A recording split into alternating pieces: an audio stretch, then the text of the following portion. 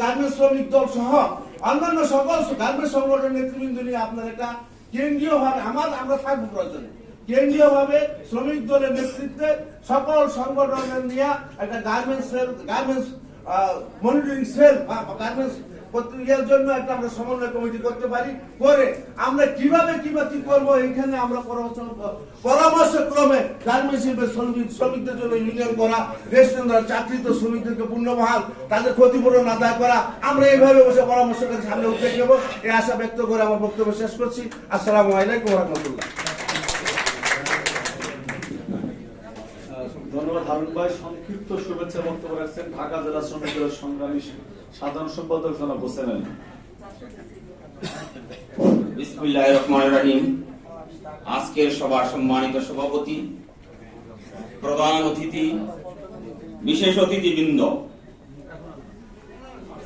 খেটে খাওয়া প্রিয় শ্রমিক ভাই ও বোনেরা, আসসালামু আলাইকুম। আমাকে বক্তব্যের আগে 1 মিনিটের কথা বলা হয়েছে। আমি বক্তব্য কি দেবো আমি জানি না, কারণ সবার নাম বলতে সময় লাগে 5 মিনিট।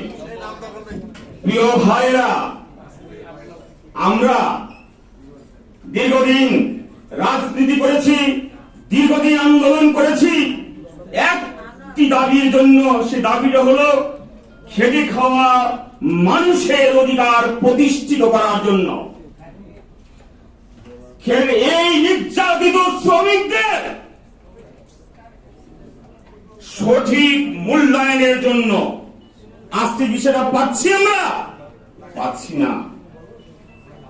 প্রিয় ভাইরা বোনেরা, আমরা পাচ্ছি না, দুঃখের সহিত বলতে হয়। আজকে যারা নির্যাতিত হয়েছে এত বছর তাদের বাদ দিয়ে অনেকেই অনেক রাঘব বল চাচ্ছে।